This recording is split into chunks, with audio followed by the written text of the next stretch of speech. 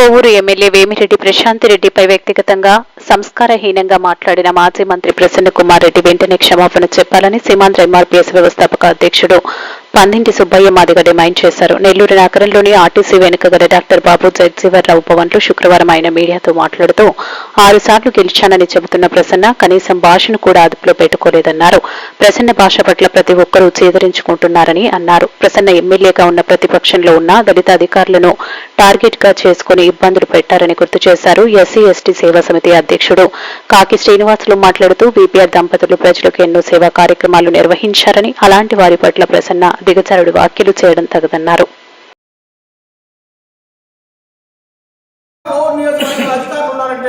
ఈ రోజు కూడా చాలా హ్యాపీగా ఉన్నారు.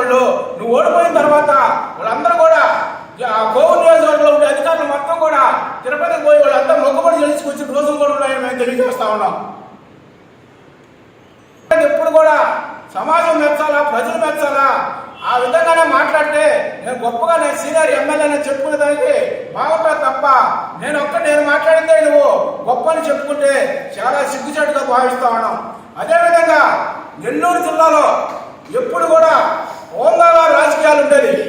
ఒక ఆనవ కుటుంబం కానీ, ఒక నేదురుపల్లి కుటుంబం కానీ, ఒక నల్లపరెడ్డి కుటుంబం కానీ ఎప్పుడు కూడా వాళ్ళు రాజకీయ హోందాగా చేసుకున్నారు. కానీ ఈ విధంగా ఇటువంటి మాటలు మాట్లాడేది వ్యక్తిగతంగా కూడా ఎక్కడా మాట్లాడే సందర్భాలు లేవని మేము తెలియజేస్తా ఉన్నాం.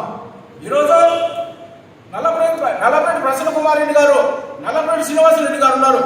ఎంత హోందాగా రాజకీయాలు చేశాడు, ఒక రెవెన్యూ మంత్రిగా చేశాడు. ఆయన హయాంలోనే ఈరోజు తెలుగుగా ఎన్ని కూడా ఏర్పాటు అయినాయి.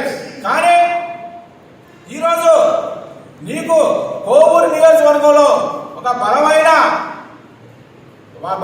ఎమ్మెల్యేగా నీకు నిలబడిందని వాళ్ళు ఎట్టయినా ఈ కోవూరు నియోజకవర్గంలో వాళ్ళు కానింటే నేను ఎప్పటికి కూడా ఇక్కడ ఎమ్మెల్యే కాలేననే భయంతోనే ఈరోజు వాళ్ళని డైవర్ట్ చేసి రాజకీయాలను తప్పుకోవాలనే విధంగా వాళ్ళు మాట్లాడుతున్నారు తప్ప ఏ మాత్రం కూడా రాజకీయంగా హోందాగా ఎక్కడ కూడా మీరు మాట్లాడలేదని మేము తెలియజేస్తా ఉన్నాం. అందువల్ల ఈరోజు కోవూరు నియోజకవర్గం చూస్తే మేము కోవూరు నియోజకవర్గం మొత్తం తిరిగాం. మేము ఒక దళిత గ్రామంలో ఎస్టీ కాలనీలో ఈపీఆర్ గారి పుణ్యమని మేము తెలియజేస్తా ఉన్నాం. అందువలన ఈపీఆర్ ఫ్యామిలీతో అసలు ఈరోజు కోవూరు నియోజకవర్గంలో రాష్ట్రం మొత్తం మీద అన్ని నియోజకవర్గాల్లో ఇంతకుముందు ఎమ్మెల్యేలు ఏమి చేశారు, ఎక్కడ ఎందుకంటే ఈరోజు సమాజంలో మీడియా ఎంతో మంచి పని చేస్తున్నాం.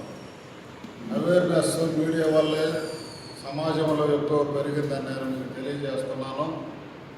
ఏ వార్త కూడా, ఏ సమస్య కూడా పబ్లిక్లోకి వెళుతుందంటే మీడియా మిత్రుల యొక్క సహకారం, మీడియా వల్ల కూడా తెలియజేస్తున్నాను. ఈరోజు ప్రాముఖ్యంగా ఈ మీడియా సమావేశాన్ని ఏర్పాటు చేయడానికి కారణం ఏంటంటే ప్రత్యేకంగా కోవూరు నియోజకవర్గంలో జరుగుతున్నటువంటి పరిణామాలు.